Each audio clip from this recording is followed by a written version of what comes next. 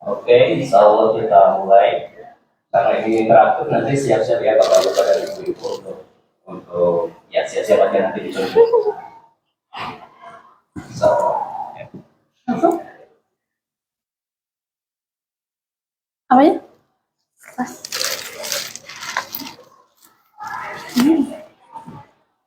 Udah nggak? Boleh, boleh.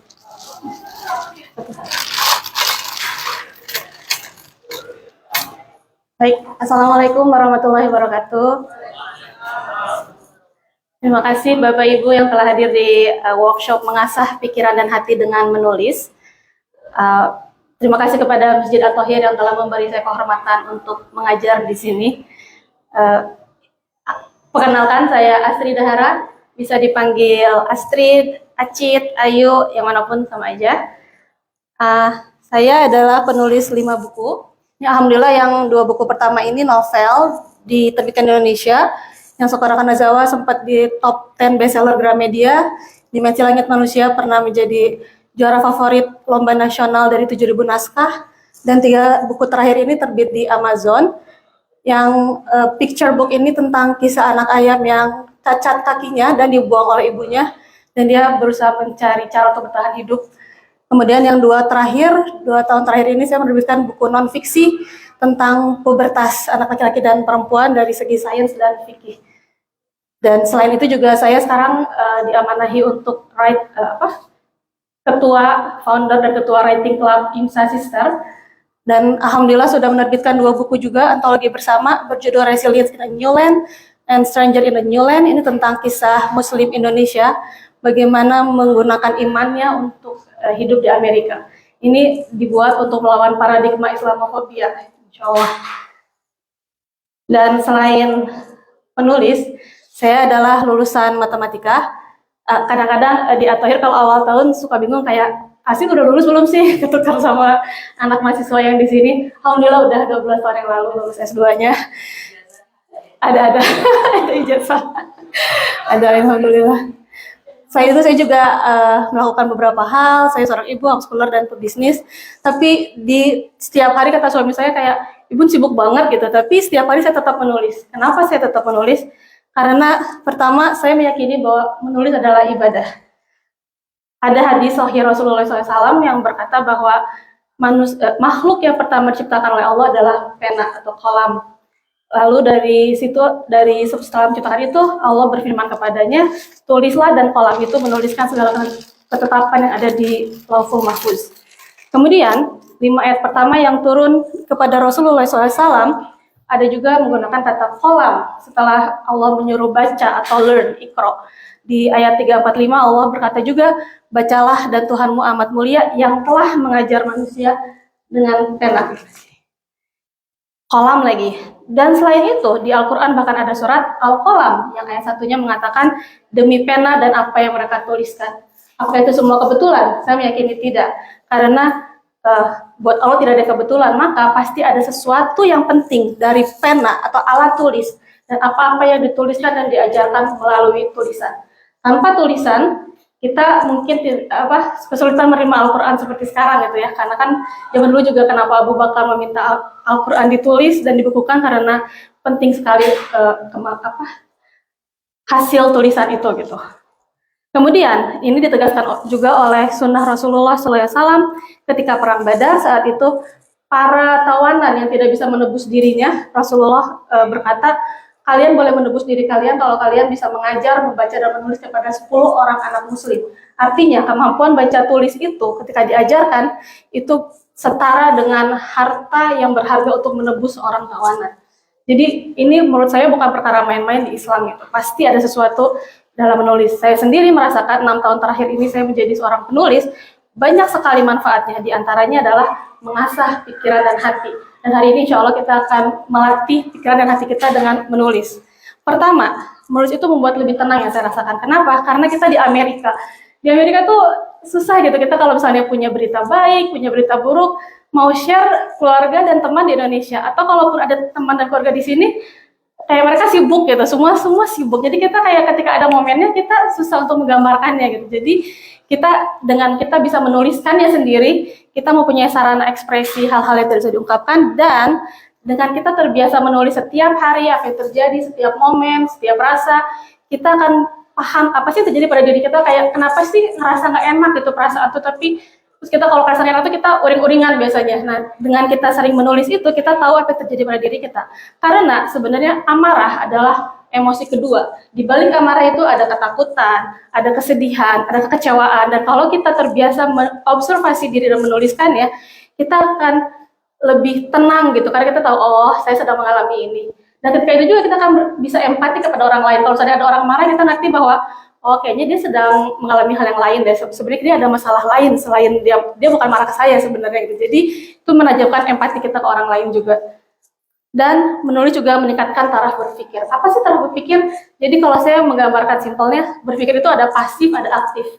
Pasif itu kalau kita buka WhatsApp, buka sosmed, cuma nerima doang bacaan berita ini, breaking news gitu, dan kita baca, kita terima telan mentah-mentah, itu ketika kita pasif. Tapi ketika kita menulis, kita akan berpikir, ya gitu berita ini benar, terus kita mulai searching, terus kita mulai mempertanyakan ide kita, dan kita menuliskannya, itu kita sudah mengaktifkan pikiran kita, tidak hanya pasif menerima informasi, tapi kita juga membandingkan informasi, kita observasi, dan kita kritis, sehingga nantinya saya yakin ketika kita bisa melalui tahap-tahap itu, lama-lama otak kita akan bisa problem solving.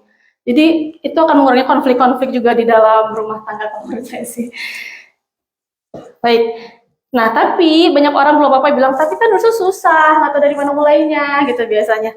Well, kalau menurut saya menulis itu mudah. Percaya nggak Bapak Ibu? Di Amerika, anak kindergarten, mereka masuk sekolah, belum tahu A, B, C, A, B, C. Mereka sudah menulis setiap hari. How? Karena menulis itu mereka tiap hari itu dikasih buku, dan mereka disuruh tuliskan apa yang terjadi kemarin, tuliskan apa ketika liburan, dan mereka menuliskan dengan gambar. Jadi sebenarnya inti nulis adalah hanya menyampaikan ide lewat tulisan. Biasanya kita nyampe ide lewat lisan, berbicara. Tapi menulis harusnya semudah berbicara. Karena sebenarnya itu hanya menuangkan ide, pikiran, hati, memori, ya biasanya lewat lisan, hal ini lewat tulisan. Jadi sebenarnya sama saja, cuma kita belum terbiasa melakukannya. Oh sorry, salah. Saya diburu waktu. Oke, baik, siap. Terima kasih. Dan ada juga yang bilang menulis itu perlu bakat katanya. Saya nggak punya bakat nulis. No, Allah telah menginstal kemampuan itu dalam diri kita. Asal kita asal kita konsistensi. Oke. Yang penting adalah dalam menulis bukan bakat. Saya latar belakangnya matematika, saya bukan sastra, saya bukan jurnalis, tapi saya bisa menulis 5 buku. Artinya apapun latar belakang Anda bisa menulis kok. Nggak perlu bagus-bagus buat dijual, buat jadi buku. Yang penting buat diri sendiri, buat anak cucu kita, buat diri kita di masa depan. Ketika saya melihat kayak kemarin saya menceritakan kisah pertemuan saya sama suami gitu di Instagram, itu kayak saya bisa menceritakan kembali karena semua dalam bentuk tulisan prosesnya. Jadi kayak itu merekam hal-hal yang tidak akan terulang gitu. Dan yang penting dari menulis adalah dimulai, jangan banyak alasan. Kita bisa kalau menulis. Nah, sekarang kita akan workshop, dan insya Allah saya akan membuktikan bahwa menulis itu mudah. Kita bisa menulis. Di hadapan saya ada kertas, yang lebih nyaman menulis dengan kertas dan pulpen silahkan diambil. Tapi sebenarnya saya lebih encourage Bapak Ibu memakai HP sendiri. Karena saya setiap hari nulis pakai HP, nggak pakai kertas. Karena kalau kita pakai kertas, kita suka kayak, oh saya lagi nggak di rumah, jadi nggak ada kertas. Kayak, no, you have your smartphone, and then you can use this. Nanti saya akan perlihatkan bagaimana caranya. Tapi sebelum ini, di workshop ini, let's make a deal. Kita akan membahas tulisan Bapak Ibu, mungkin satu tema, satu tulisan. Tidak boleh ada yang menertawakan tulisan orang lain. Tidak boleh ada yang menyoraki. Kita akan mengapresiasi setiap usaha dari kita. Oke? Deal? Deal. Nanti saya kasih. Nanti ada 5 tema. Kalau kita sempat, ada 6 tema yang akan kita kerjakan hari ini. Makanya kita tergantung interaksi kita. Seberapa cepat. Dan deal kedua. Jangan berhenti menulis. Jangan berhenti mengetik. Even though kayak di kepala kayak apa ya, saya nggak ada ide, tuliskan. Karena intinya kita adalah kita mau menuangkan ide kita, menuangkan pikiran, isi pikiran kita ke tulisan. So, tidak boleh berpikir kayak apa ya di kepala. No, we're gonna write apa ya. Ini maksudnya apa sih si hasil gitu. Just write it down. Karena itu buat diri sendiri. Oke? Bisa ya? Sip. Untuk ininya, reformnya ada saya share di pengajian Los Angeles ya. Kalau Ya. misalkan pengen mengetik dan tidak memakai kertas, ada form di Google Form di. Ya, nanti dimulainya. Boleh pakai. Ya, boleh pakai kertas. Siapa yang nyaman menulis, siapa yang nyaman ngetik. Kalau saya lebih nyaman mengetik. Soalnya kayak gini loh, kayak misalnya ayah saya bilang, oh nggak tahu ngetik apa, bapak sukanya apa tiap hari? Bapak saya umur 70 tahun dan dia baru belajar menulis bulan lalu. Dan dia bilang kayak, bapak sukanya komen di WhatsApp grup alumni misalnya, kayak, ya udah gunakan WhatsApp itu buat menulis. Kalau yang suka media sosial, gunakan WhatsApp, Facebook, Instagram buat menulis. Kalau yang suka, misalnya gini, kalau pakai WhatsApp, ketik aja nama diri sendiri, nama bapak ibu, nanti akan keluar pilihan nama Anda, dan kita tinggal bilang ini namanya message to yourself. So kalau saya punya ide, saya akan mengirim WhatsApp ke diri sendiri. Itu tiap hari saya begitu sebelum saya posting di Facebook atau Instagram. Atau kalau sukanya main Facebook, buka post, create post, and then click only me, karena kita hanya akan melatihan draft. So, apapun tampilan yang Bapak Ibu suka yang nggak bikin blank, pakai itu. Kalau misalnya ada aplikasi notes di HP, pakai itu juga. Tapi kalau misalnya, dan saya udah menyediakan Google Form, kata suami saya udah di forward ke pengajian LA. Kalau misalnya nggak tahu mau pakai WhatsApp atau pakai Facebook, ada Google Form juga kalau mau latihan ngetik gimana biar cepet. Nanti, tapi jangan di next dulu ya, kita akan kerjakan semua session itu bersama-sama. Sudah siap? Jadi ada 5-6 prompt gimana waktu kita. Nanti di setiap prompt atau tema itu saya akan mungkin mengambil contoh satu untuk kita gali sebenarnya tulisan itu bisa lebih berkembang lagi loh tulisannya, nggak cuma gitu doang gitu. Dan strukturnya bebas, nggak usah mau bagus dulu. Kita cuma belajar menuangkan isi pikiran ke tulisan, bukan lisan. Oke? Oke, kita mulai. Prompt 1, tuliskan 3 kemenangan yang Anda syukuri akhir-akhir ini. 3 kemenangan kayak something that you feel grateful or wins, like I want to share it with someone. Write 3 of them in 1 minute. Don't stop to write, okay? Even though kayak I don't know what to write, I don't have any win, just write them. Waktunya 1 menit dari sekarang.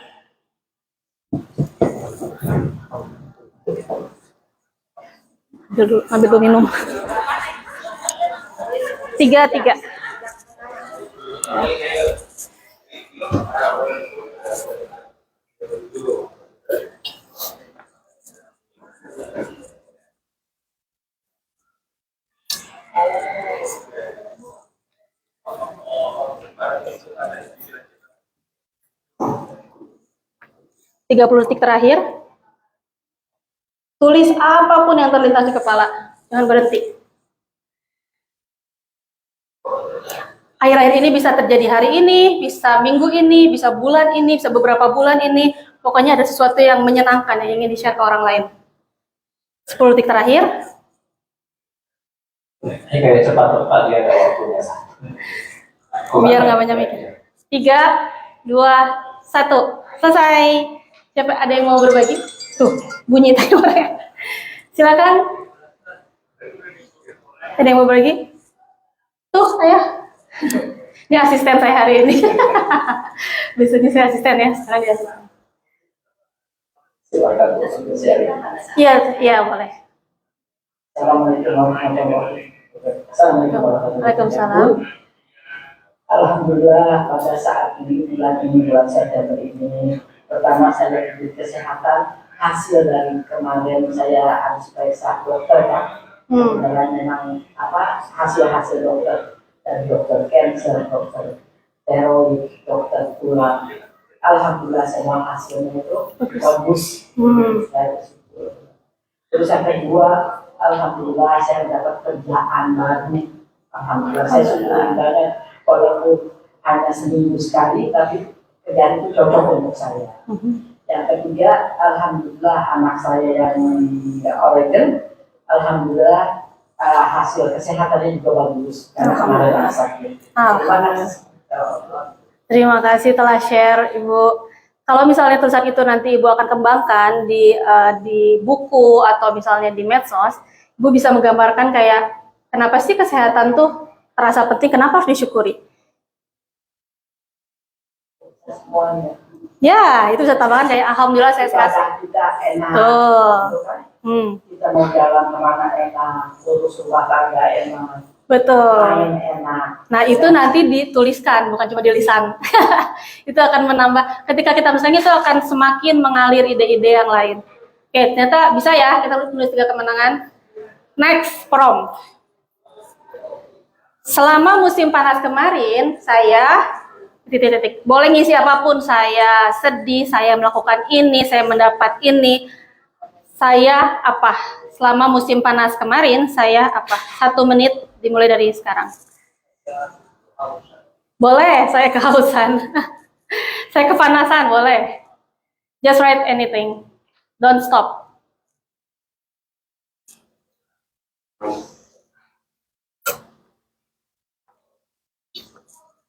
Kalau sudah ditulis bisa ditambahkan juga detail. Kalau misalnya ini soal tempat, seperti apa tempatnya. Kalau soal orang, seperti apa orangnya. Kalau apa yang dinotis oleh anggota tubuh. 3 detik terakhir.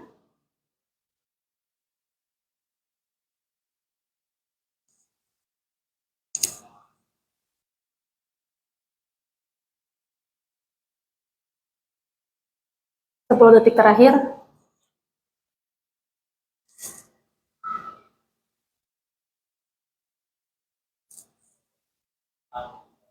3, 2, 1, selesai. Coba kita lihat selama 1 menit. Ya, iya. Selama 1 menit apa yang sudah didapatkan? Ada yang mau share lagi? Saya lupa yang share-nya. Oh, Pak Arif, silakan Pak. Sarah, Iya, silakan. selama musim panas kemarin, saya selalu tidur nggak pakai baju Oke.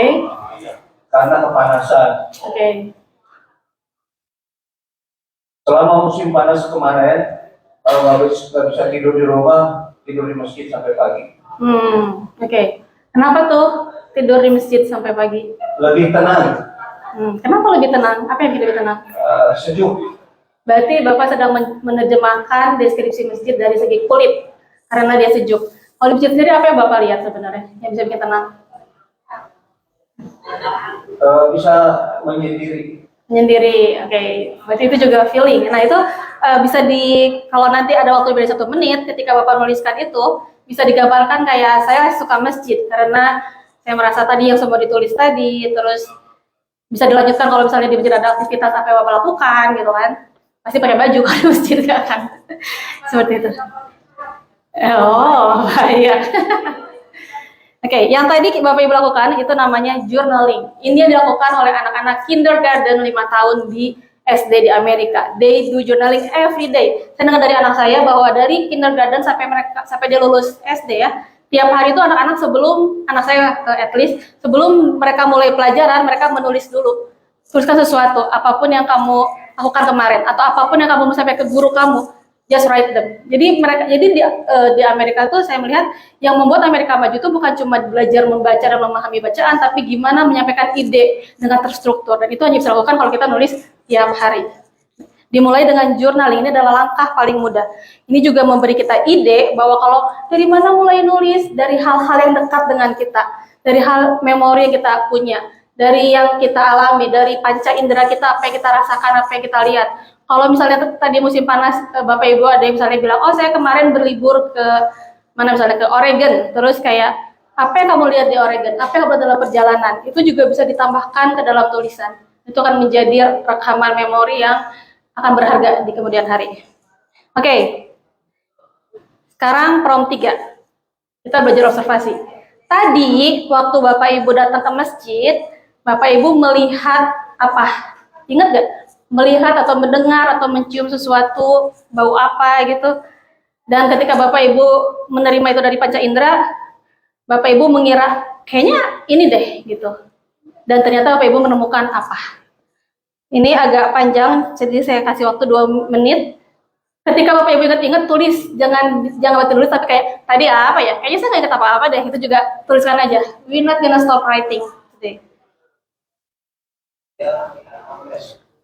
Iya, tulis. Saya melihat homeless.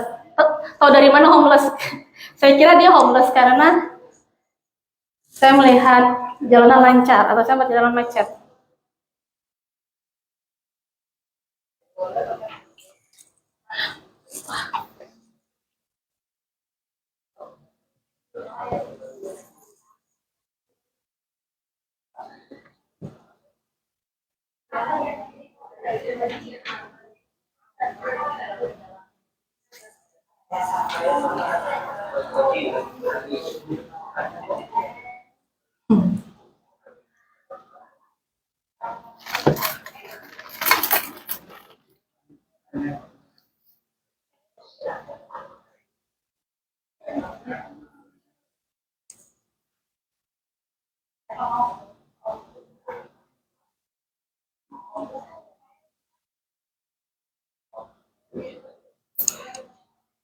Satu menit lagi.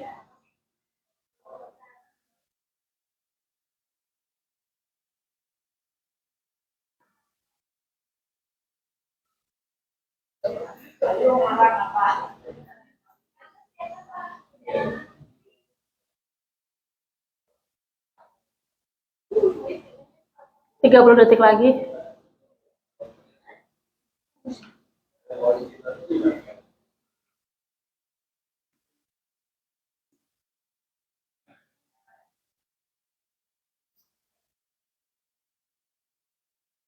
Boleh tadi, boleh minggu lalu sebenarnya.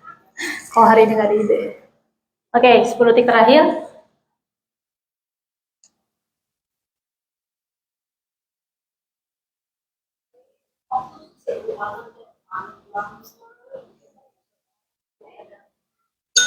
Oke, waktunya habis. Ada yang mau share? Iya, silakan. Teh Linda. Bentar, mic-nya. Biar kerekam. Tadi waktu saya pergi ke masjid, saya sempat argumen sama suamiku. Kenapa jalan ke sini? Karena agak sedikit macet. Tadi sedikit agak kesal saya. Oke. Iya. Oke, sekarang kita akan coba menggali sedikit tulisan itu. Kayak besar kan ada ide bahwa ada memori tentang argumen. Ketika Telinda bilang kayak, kenapa jalan ke sini? Apa yang dipikirkan Telinda? Karena mengira jalan itu apa? Jalan yang lurus, biasa, apa namanya, Sawarino gitu ya. Jadi belok, jadi hanya gampang. Kalau kita kan jadi lewat tapi kan ini panjang. Karena saya tahu suami agak kurang sabar gitu. Oh, itu namanya sugesti. Berarti tadi Telinda baru menuliskan, saya mengira jalan terbaik adalah jalan yang lurus seperti biasa kan. Tapi ternyata suami memilih untuk jalan yang baru karena ada kemacetan. Iya, karena di situ bikin macet. Terus hasilnya menurut Telinda gimana? Bener nggak lebih cepat? Oke, itu adalah data kan? Mana? Mau dijawab Pak? Enggak, kita nggak akan konsultasi. Nah, saya ingin menggambarkan data di pikiran kita tuh seperti apa bekerja gitu. Tadi ketika Telinda Bapak nih semuanya boleh bicara, gantian. Bisa membahas dulu yang Telinda tadi ya. Tadi Telinda menjelaskan observasi dia tentang apa menurut dia terbaik, dan ternyata apa kenyataan yang terjadi, dan itu adalah sebuah data. Kita tidak akan menjudge data karena itu adalah ya data gitu. Data itu netral. Nah, yang dilakukan tadi sama kita bersama termasuk Telinda itu baru sedang meningkatkan taraf berpikir lagi menjadi aktif. Jadi dua taraf berpikir pertama manusia, pertama mengingat. Kita mengingat itu adalah paling dasar. Kedua adalah membandingkan informasi. Tadi kita dengar Telinda memberikan informasi, kalau lewat jalan ini bakal begini, kalau lewat jalan ini bakal begini, hasilnya ternyata sama aja. Itu sudah taraf berpikir yang lebih daripada cuma menjalani dan lupa apa yang terjadi hari ini gitu. Jadi dengan Teh Linda menuliskan itu tadi, kalau tidak dibagi itu Teh Linda sedang mengaktifkan taraf berpikir Teh Linda. Jadi itu yang kita lakukan hari ini. Baik, Bapaknya mau menjawab? Atau tidak? Atau beda jawabannya? Ini sebelumnya ya, Masya Allah, pada Allah ya. Sebelum isi saya bertanya, Pak Nunu, saksinya apa yang saya tulis? Connect nih. Hadir depan masjid. Oh, Masya Allah.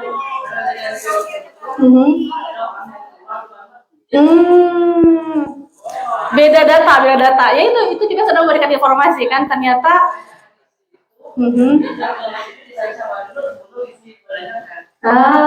Jadi bukan menjawab ya. Itu sedang bercerita. Iya, berarti Pak Dadang juga sedang bercerita apa yang terjadi hari ini. Jadi telah meningkatkan cara berpikir juga. Oh, saya berhasil ketika saya melakukan jalan alternatif, ternyata saya mendapatkan parkir. Itu juga sebuah data yang netral. Oke, kita lanjut ya, biar nggak panas. Baik, jadi tadi kita udah melatih memori, kita udah melatih logika kita, membandingkan, kita punya opini, tadi Talina punya opini, menurut saya ini tidak benar, ternyata ada opini lain dari orang lain, dan kita bisa membandingkan, oh ternyata hasilnya bisa beda ya, dari kacamata yang berbeda, ya kan, dari sini bilang sama aja, dari pihak lain ternyata enggak tuh enggak sama, itu juga termasuk sedang mengaktifkan taraf berpikir kita. Setelah kita taraf berpikir itu sebenarnya kita tadi sedikit membuktikan bahwa menulis itu mengasah pikiran kita kan. Kalau tadi kita cuma datang ke masjid dan kita lupa, minggu depan ngulang lagi ke masjid tanpa kita menuliskannya, kita nggak pernah ingat dan nggak pernah ngeh bahwa oh ternyata pikiran saya sama pikiran suami beda toh gitu. Itu juga sebuah informasi yang penting buat kita. Nah sekarang kita akan coba mengasah hati kita atau di pikiran sekarang hati nih. Kita mulai ya. Pro 4. Hey, I wish you did or didn't. Jadi kayak coba aja kalau kamu tuh begini atau kalau kamu tuh nggak begini. Write something your heart want to tell someone that you wish they did or didn't do something. Ini cuma 30 detik karena ini ada lanjutannya. 30 detik dari sekarang. Bayangkan siapapun bebas. I wish you did or didn't, boleh anak, boleh teman, pasangan, rekan bisnis, rekan kerja, siapapun yang you really want to tell them to do this or to not do that. Oke.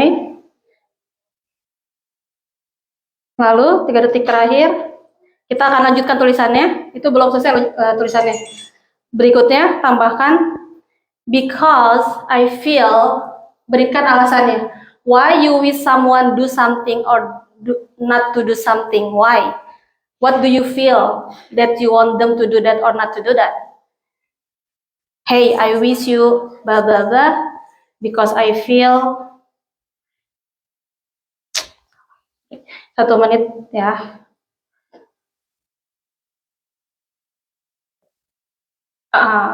Ketika kita menyampaikan perasaan, dituliskannya semuanya kayak you feel uncomfortable, apa yang dirasakan, apa tadi sugestinya, karena asumsi saya begini, because I got assumption that it should better if, you know.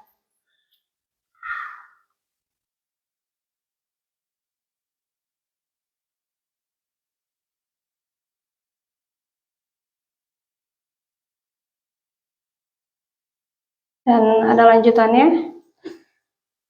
Lanjutannya adalah however, I understand that. Sekarang kita berusaha memahami kenapa mereka melakukan itu.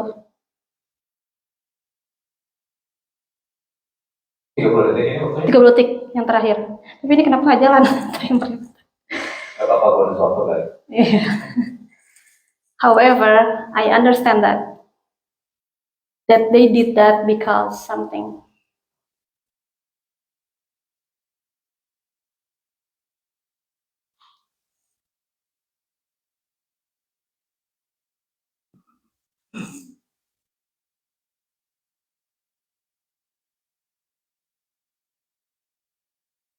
10 detik lagi.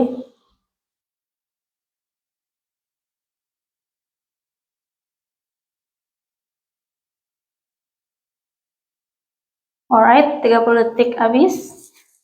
Silakan, mungkin bapak-bapak ada yang mau share? Nggak ibu aja.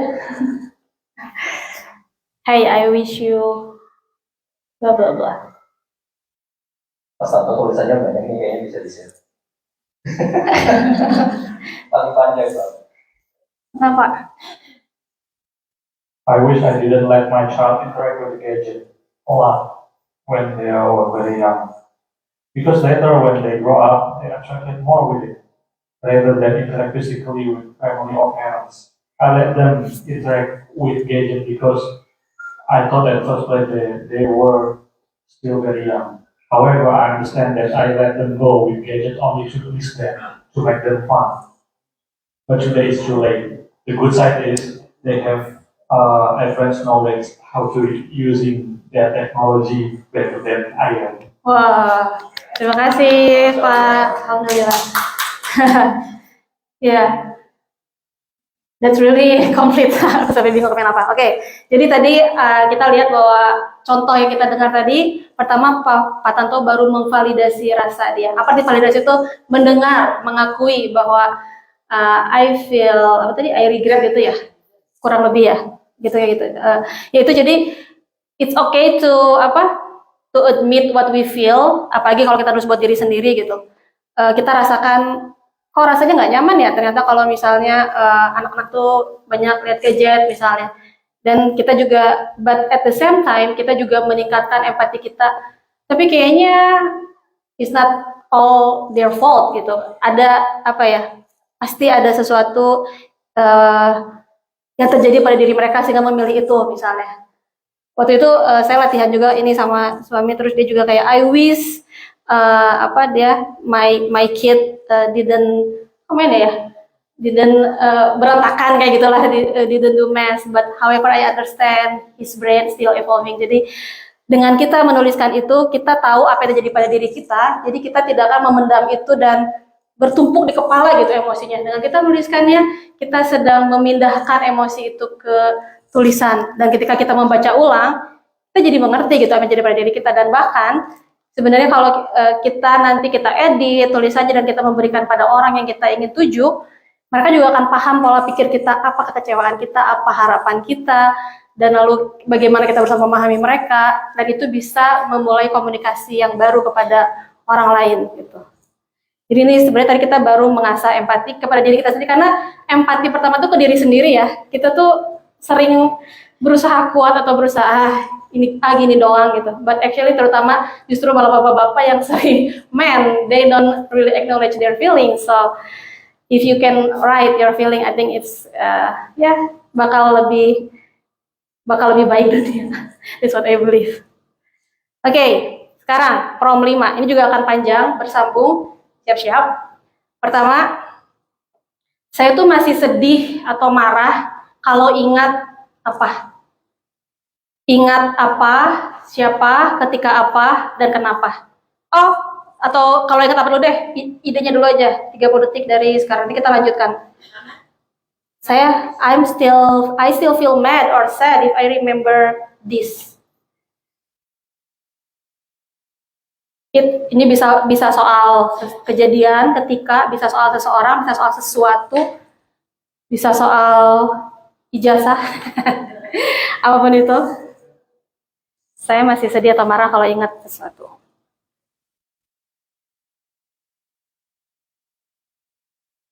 Kalau sudah ditulis, lanjutannya adalah saya masih sedih atau marah, karena padahal harusnya tuh saya merasa sedih atau marah tuh karena ada yang tidak sesuai keinginan saya kan. Tuliskan apa sih harapan kita sebenarnya yang terjadi biar kita nggak sedih dan marah tuh apa. That's 1 minute from now. Write your hope or expectation about something, or about a person, or about an event. Coba kalau dulu saya nggak diperlakukan begini.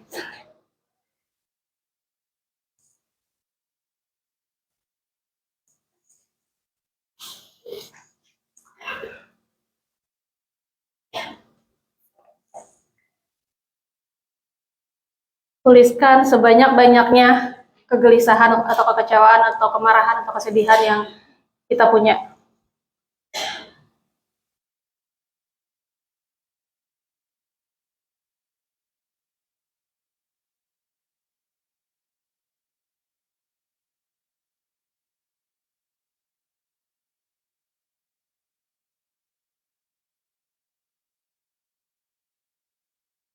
Oke, berikutnya itu masih akan berlanjut tulisannya. However, I learned from that experience that it's not supposed to be like that. However, I learned that what can we learn from that event or that someone or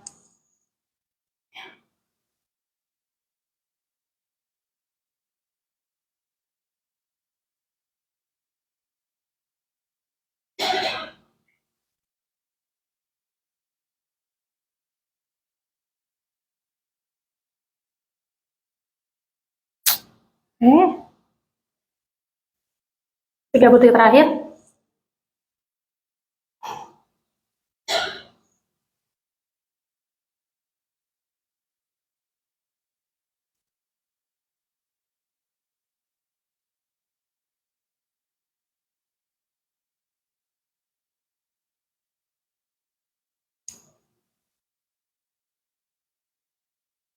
Lima detik terakhir.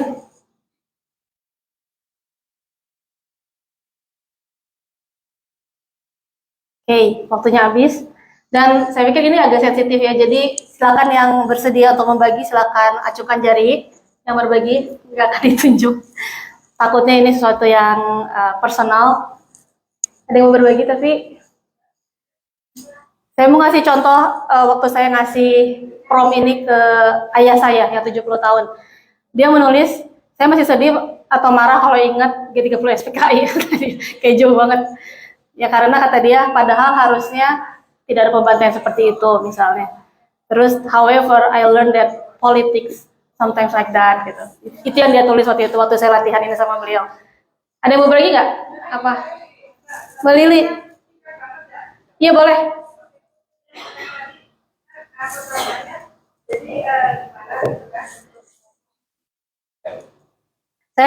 Saya masih sedih atau marah kalau ingat. Saya mencoba untuk melupakan. Jadi saya nggak maksudnya memahami dibilang itu tidak selalu senang. Oke. Ya. Terus yang terakhir, jadi semoga kan kita diuji kan ya. Terus semoga kita menjadi orang yang sabar. Oh bentar, jadi tadi jawabannya saya masih sedih atau marah kalau ingat bahwa apa? Masih sedih atau marah kalau ingat bahwa saya nggak sedih, maksudnya saya mencoba mengerti. Jadi langsung mencoba mengerti. Saya mencoba mengerti, kalau memang kehidupan tidak selalu Jalan lancar. baik saja. Kenapa Mbak Lili bisa bilang kehidupan tidak baik-baik saja? Berarti ada yang tidak baik-baik saja sebelumnya. Namanya hidup ada pasang surutnya, gitu ya, ada sedih, ada senang, tapi kita mencoba berjalannya waktu, jadi kita mencoba memperbaiki diri. Sekarang saya tidak bisa contoh ke anak ya, kalau marah ke anak tidak bisa langsung menyalahkan ke anak. Kita harus mengerti dulu anaknya ini posisinya anaknya usianya berapa, gitu. Saya mencoba mengeklopkan, ini harus gimana nih jawabannya, gitu. Gimana kan belinya, gitu. Kalau sekarang kalau anak-anak remaja ya saya dulu tarik itu aja, gitu. Dengan selanjutnya kita kalau di luar jangkauan saya dengan doa aja. Oke. Terima kasih Mbak Lili. Ya tadi berarti Mbak Lili langsung lompat ke however I learned that hidup itu tidak selalu enak. Sebenarnya Mbak Lili bisa menuliskan lagi nanti secara private atau personal, apa sih kejadian tidak baik-baik saja? Kenapa Mbak Lili merasa itu tidak baik-baik saja? Apakah tidak menyenangkan? Apakah ada yang tidak adil? Apakah tidak sesuai ekspektasi? Nanti bisa dituliskan secara personal, dan ketika kita punya opini bahwa kejadian itu tidak adil, kejadian itu tidak menyenangkan, itu karena kita punya perbandingan. Again, kita tadi balik ke yang prom awal, otak kita sedang membandingkan mana sih yang nyaman, mana sih yang nggak nyaman, mana sih yang adil, mana sih yang nggak adil. That's why we can write this. That's why we can feel sad or angry because we have comparison, apa yang adil, apa yang enggak gitu. Dan sebenarnya saya ingin mengajak tuliskan apa yang terasa tidak adil dan bandingkan apa sih yang menurut Anda adil gitu. Itu tuh si prom ini dan ini tuh sedang membandingkan kejadian yang dialami yang dirasa tidak adil, yang dirasa mengecewakan. Kemudian kita punya perbandingan gitu, kita punya kebenaran kita. Sebenarnya tuh menurut saya yang benar tuh seperti ini gitu. Dan nanti ketika kita punya ketika kita melihat tulisan kita, seperti apa perbandingan kebenaran yang terjadi sama kita sama versi yang kita harapkan, kita bisa belajar bahwa mungkin tadi kesimpulannya kayak hidupnya tidak sesuai keinginan. Tapi sebenarnya tujuan saya kalau kita beneran menuliskan personal kita, sebenarnya saya ingin menggambarkan bahwa tulisan ini kalau kita jujur itu sebenarnya bisa healing. Ini adalah metode healing yang pernah dibuktikan dari science, dari sebuah kampus bahwa write your story, kayak kejadian masa lalu yang menyakitkan, kejadian masa kecil yang menyakitkan. Ketika kita menuliskannya seperti tadi, I still mad, I still don't accept that when I was kid, atau enggak ketika saya dulu satu kejadian orang ke saya menertawakan misalnya, padahal harusnya saya dihargai saya dihargai usahanya misalnya. Itu ketika kita menuliskan comparison itu, dua kebenaran itu, kita sedang mengubah diri kita dari victim from someone did this to me so it's not fair, kita menjadi pemilik cerita itu. Kita bangkit dari korban menjadi pemilik cerita, bahwa saya punya suara di sini, bahwa ini tuh tidak adil, bahwa ini tuh harusnya saya tuh diberi kesempatan begini gitu. Itu bisa healing. Kalau Bapak Ibu di rumah mau melakukan personal writing like that, Bapak Ibu bisa healing dari luka-luka lama atau dari kekecewaan, misalnya, atau kekecewaan yang lama atau yang baru-baru ini terjadi dan misalnya kayak itu mentok di kepala. You can write your story. Apa sih yang pengen diungkapkan ke orang itu atau ke kejadian itu? Then we can start our healing from there. Oke, sekarang ini prom terakhir, insya Allah ini kita akan mulai seolah-olah kita akan mulai menulis buat orang lain. Promnya adalah I wonder if, kayak saya tuh penasaran kenapa ya, atau saya penasaran coba aja kalau ini tuh begini, kayak coba aktifkan taraf berpikir kita menjadi curiosity. I wonder if this thing happen, then something gonna happen different. Apapun itu, I wonder if something happen in masjid or di government atau di manapun. I wonder, coba aja kalau kalau di tempat kerja, kalau di rumah, coba aja kalau anak saya sholat tanpa disuruh misalnya. Just write anything. Ingat, kita tidak akan bertindak, maka ketika kita berpikir kita akan menuliskannya. Apa ya, saya belum kepikiran itu, kira-kira saya tuh penasaran soal, just write them down. Ketik atau tulis apa yang membuat Bapak Ibu akhir-akhir ini penasaran. Atau misalnya, saya penasaran kenapa sih makanan tuh tidak jadi dengan harus dimasak gitu misalnya. Bisa nggak sih? Bisa nggak sih nggak usah beli, nggak usah masak, ada makanan? Ya gitu. What something you are curious, like my life gonna be easier if, or the world gonna be better if, something that we are curious. Oke, itu tadi 1 menit. Kita akan lanjutkan tulisan itu, I wonder if, dengan sekarang silakan buka Google or ChatGPT or Gemini, apapun itu silakan buka di HP Bapak Ibu. Dan ketikkan pertanyaan tadi ke AI atau ke Google, misalnya tadi soal makanan, bagaimana cara makan tanpa masak dan beli misalnya. Ketik itu di Google atau di AI dan lihat apa pilihan jawaban yang mereka berikan ke kita. Ini kita sedang meningkatkan cara berpikir dari memberikan informasi ke problem solving.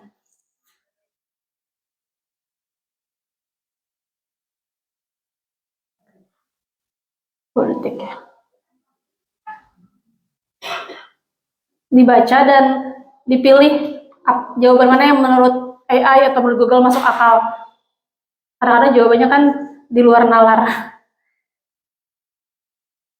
Apa yang dijawab oleh internet dari pertanyaan kita? I wonder if Israel stop. What if?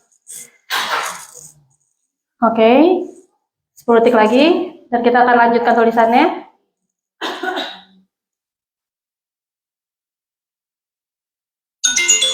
Oke, berikutnya. Sekarang dari data yang dikumpulkan tadi dari internet, baca pertanyaan yang Anda tuliskan dan bandingkan informasi itu apakah masuk akal. Kayak misalnya jawabannya, kalau Anda tidak bisa, gimana cara masak dan gimana cara makan tanpa masak dan beli. Misalnya jawaban tadi adalah nyuri aja gitu, itu nggak masuk akal. Dan ulang lagi researchnya, tanya lagi ke internet, itu nggak masuk akal. Like give me another option kalau di AI. Nah, kita akan mengolah.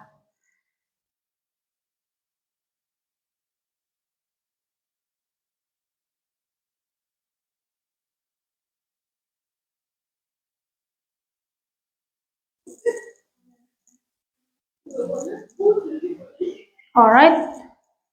Sekarang tadi yang Bapak Ibu tulis adalah draft untuk dibagi ke orang lain. Sekarang kita akan sedikit berlatih untuk mengedit tulisan kita. Kalau misalnya yang Bapak Ibu tadi tulis dan kumpulkan, Bapak Ibu akan ceritakan ke orang penemuannya. Dan dimulai dengan tulisan, tahukah kamu ternyata saya menemukan apa tadi yang kita tadi 2 menit kan latihan nulis nih. We are curious about something, and then kita bandingin dengan internet. Dan Bapak Ibu setuju dengan jawaban internet. Now you want to tell people about your soal penemuan itu apa sih? Mulai tulisan Bapak Ibu sekarang dengan do you know? Ternyata, tahukah kamu? Ternyata gitu. Kalau itu dibahasakan ulang buat orang lain, misalnya tadi yang soal apa tadi? Soal makanan. Tahukah kamu ternyata bisa loh kita makan tanpa masak dan tanpa beli dan tanpa nyuri? Ada pertanyaan?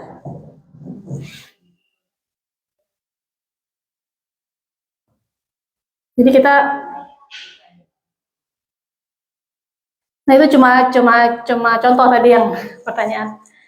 Ternyata bisa minta loh, gitu. Atau bisa tetangga, atau bisa ke Atohir loh ternyata.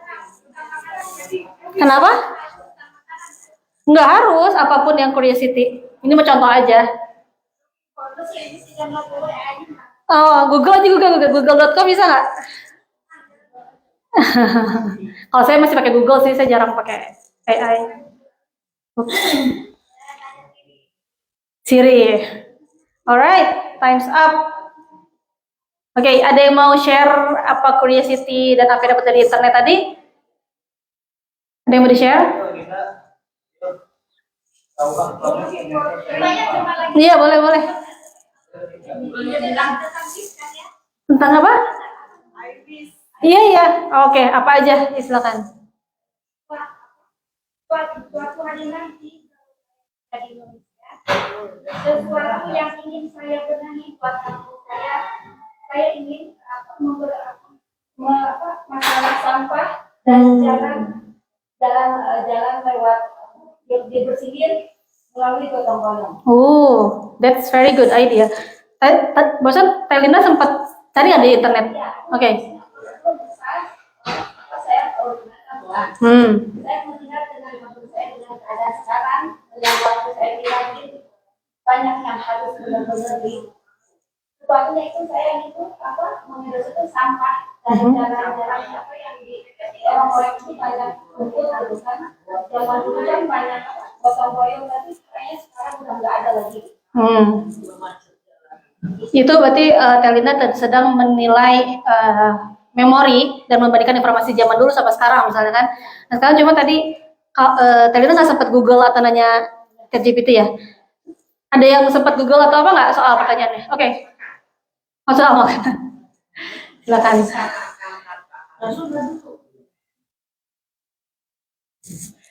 Jika bisa makan tanpa harus masak dan beli, solusinya adalah memanfaatkan berbagai layanan menyediakan makanan seperti pesan, antar makanan online, catering, atau memanfaatkan promo atau minta sama teman. Bagus bagus. Itu tadi ide dari ibu atau dari internet, Bu? Ada dari internet, ada dari sedikit. Oke, berarti ibu setuju ya dengan itu. Kira-kira ada ide lain nggak selain itu? Tadi yang terakhir apa soal teman? Iya, kalau kita nggak masak ke rumah teman aja. Iya itu. Iya itu orisinil. Ya, Apa kata ya? Tanpa Iya. Google. Tanpa Google. Ya, yang pakai Google kan tadi. Iya. Iya. Kalau itu. Berarti sebenarnya internet juga nggak ngerti gimana cara nggak beli. Pokoknya tetap aja pakai layanan segala macam. Iya iya. Pakai layanan online. Jadi tadi kita dengan ibu tadi bahas soal makanan itu dan ibu tadi Google, ibu sedang berusaha cari solusi, itu namanya sedang menaikkan taraf berpikir menjadi kreatif. Gimana ya caranya gitu. Dan setelah itu tadi ibu membandingkan dari Google kan, misalnya lewat layanan, lewat apa, itu ibu sedang menilai akurasi berita. Itu sudah tingkat berpikir keempat, menilai akurasi berita. Jadi kita nggak cuma nerima doang gitu, dan kita nggak cuma berhenti di ide kita doang, kita di luar apa sih ide yang ada dan kita bandingkan ide itu dengan ide kita. Tapi kita juga lihat apakah masuk akal atau enggak ide dari luar itu. Terus ya dengan tadi ibu, Ide kitanya main ke rumah teman lupa makan. ya itu problem solving yang lain. Ibu sudah nomor 5 itu refleksi. Nah tapi kalau ibu lanjutkan tulisannya kayak misalnya emang siapa teman yang mau ngasih makanan ke ibu gitu. Oh banyak, Kenapa banyak Bu? Kenapa banyak? karena banyak teman. Nah, berarti kan itu jadi solusi baru. Jadi kalau kamu mau makan gratis, kamu mesti banyak teman. Gimana cara banyak teman, Bu? Caranya kita bersosialisasi. Nah, itu juga solusi baru. Itu problem solving baru tuh buat orang-orang yang orang. jangan. Iya, itu bisa lanjut terus tulisannya itu bisa jadi satu halaman sendiri tulisannya bagaimana cara berteman yang memilih teman yang bisa masak. Karena kalau kita berteman temannya nggak bisa masak kan sama aja nggak bisa pintar. Alhamdulillah teman saya tukang masak. Oh, pilihan bagus berarti. Ya, Yang kayak satu tukang kue, yang satu tukang masak. Alhamdulillah. Iya. Mungkin nanti ibu juga bisa kembangkan tulisannya kayak misalnya gimana sih cara berteman? Karena nggak semua orang bisa berteman gitu, Bu. Itu bisa ibu kembangin lagi. Nah, itu kan udah problem solving berikutnya. Ibu jadi visioner ya kan, Iya, Pak? iya. Dengan ibu menulis ide doang tadi soal makanan, ibu sudah bisa meningkatkan cara berpikir sampai yang ke-6 yang tertinggi yaitu menjadi visioner. Begitu contohnya. Ada lagi yang mau share sebelum kita simpulkan hari ini? Tadi ada nggak, Cung? Ada? Nggak ada. Oke. Ya, gitu ya. Jadi kita tadi hari ini sudah latihan gimana sih cara kita mengaktifkan otak kita untuk riset.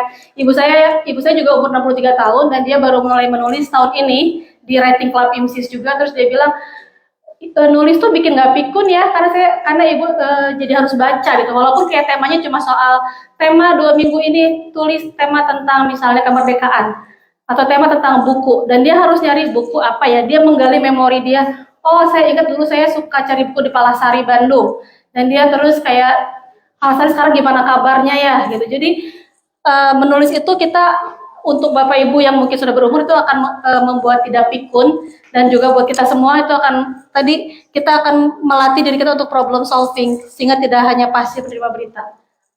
Baik, itu dari saya. Terima kasih. Ada pertanyaan? Terima kasih untuk Bapak Ibu yang sudah sudah berpartisipasi di acara kali ini. Silakan kalau ada evaluasi, saya kembalikan ke moderator. Terima kasih banyak Bapak Ibu sekalian dan pembicara kita ya hari ini buat Sri Kahara. Ada komentar mungkin dari Ibu? Gak ada? Dari Bapak. Terima kasih. Assalamualaikum warahmatullahi wabarakatuh. Baik. Ibu, Mbak, bisa disebutkan yang 5 buku itu dan bagaimana caranya bisa membeli buku itu? Terima kasih. Sebentar. Buku saya maksudnya? Ya. Salah kan? Ya, buku kan saya. Ya, yang 2 buku ini kebetulan kalau yang pertama ini karena udah 6 tahun jadi udah susah dicari. Di saya tinggal nggak ada yang brand new di saya tapi cuma ada pre-love-nya. Maksudnya udah pernah dibuka buat contoh, jadi bisa mencari ke saya. Kalau yang ini saya masih banyak yang baru beli di saya. Kalau ini semuanya 3 lainnya bisa di Amazon, dicari nama asli Dahara di Amazon atau diketik judulnya aja dan bisa di Amazon. Sakura Kanazawa ini soal academic romance sebenarnya. Jadi dia kayak perempuan tunggal yang ke Jepang dan dia ketemu dosen yang killer gitulah. Ternyata dia setelah menjalani kuliah dan perusahaan ternyata itu soal rahasia keluarga dia gitu. Bahasa Indonesia, tapi di dalamnya ada bahasa Inggris dan Jepang. Tapi dia utamanya bahasa Indonesia sih. Ini juga saya menulis buku ini semua untuk mendukung ideologi saya. Kayak saya banyak baca romance yang banyak physical touch and everything, dan saya mau menulis. Saya ingin membuktikan bahwa ada romance novel yang tidak ada sentuhan sedikit pun di dalamnya. Dia bisa bestseller.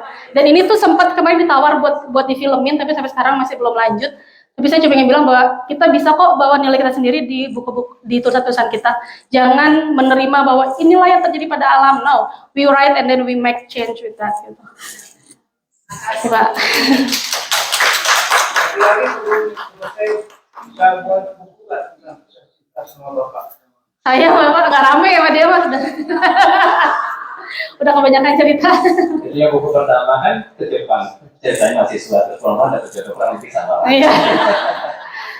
Cuma di sini itunya lebih gagah toko cowoknya. Toko cowoknya Jepang. Enggak. Ini total fiksi bukan saya. Kan saya mah 4 bersaudara, di sini dia tunggal. Terus juga di sini pasangannya kakak kelas dia. Kalau saya sama suami nggak pernah beririsan dulu. Oh, siap. Saya terima konsultasi. Ada lagi Bapak Ibu?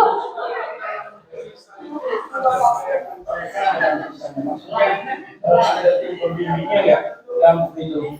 Kemudian setelah ibu bikin satu buku itu, kemudian ada murojaahnya, artinya referensinya dalam menyelesaikan bab itu. Oke, kalau untuk Sakura Kanazawa ini gak ada pembimbingnya, itu pure saya lagi latihan dan ternyata entah kenapa bisa bestseller. Kalau yang ini saya latihan dari Tasaro Geka, yang penulis Muhammad Pengenggam Hujan. Dia waktu saya punya ide bahwa ini tuh soalnya novel Islami, novel spiritual tentang bagaimana menemukan Tuhan. Itu saya konsepnya nanya Tasaro Geka, terus ketika isinya soal Tuhan itu saya nanya ke mentor saya. Mentor saya juga dia sempat pesantren, sempat ngambil di Madinah juga di Libya. Jadi saya nanya kontennya apakah bertentangan gitu. Jadi ini dibimbing banget, dan ketika Ahmad Fuadi yang bikin Negeri 5 Menara itu jadi juri ini, dan dia bilang this is really good book gitu, dan dia malah ngasih rekomendasi dia di buku ini. Kalau buku ini juga saya juga belajar dari Arini Landari. Yang ini tiga-tiganya karena dia fiksi, saya tidak menuliskan referensi, tapi yang non fiksi ini referensi saya soal fikih, referensi saya soal sains, semua ada di belakang buku. Karena kalau non fiksi harus ada referensi, kalau fiksi itu tidak ada referensi, karena di fiksi itu tidak ada kebenaran yang boleh dianggap kebenaran kalau di fiksi, walaupun ada kebenaran di dalamnya. Ya, berarti berdasarkan pengalaman sebelumnya, kemudian plus dengan bacaan buku yang terakhir dengan ada bimbingannya untuk kelayakan tulisan itu, apakah buku itu bisa layak untuk disebarkan atau tidak sebelum kita kirimkan ke itu. Kalau sebelum kirimkan kemudian ada rejected ataupun ditolak pada pihak penerbit, kita akan akhirnya harus bekerja lagi. Iya, ini juga ditolak dulu. Ini dia dilompatkan dan kalah. Saya perbaiki 4 kali perbaiki, terus dia malah dilamar duluan sama Gramedia bukunya. Jadi memang kalau kita udah sampai publikasi, itu yang paling penting itu editing. Bagaimana kita mengedit itu tulisan itu. Thank you. Terima kasih Pak. Ada lagi? Kalau tidak kita sudah ya, alhamdulillah udah 1 jam ya. Pak Sunu silahkan ditutup. Di sini dong Pak. Kan moderator. Oke, alhamdulillah 1 jam. Buat saya sih terasa cepat banget ya karena modal-modal terus nanti. Oke, alhamdulillah sudah kita lalui 1 jam bersama penulis. Kalau misalkan diadakan lagi, setuju nggak? Kalau setuju, alhamdulillah. Semoga berarti ada ilmu yang kita bisa bawa pulang, bisa ada ilmu-ilmu salah yang bisa kita dapatkan hari ini, dan semoga Allah menjaga ilmu itu dan menjadi motivasi kita untuk menulis ke depannya. Oke, insya Allah kita tutup dengan doa penutup majelis. Subhanallah yang tiga, baik. Assalamualaikum warahmatullahi wabarakatuh. Terima kasih. Terima kasih Kita semua. azan dan langsung salat isya. Ketemu aku dari kakak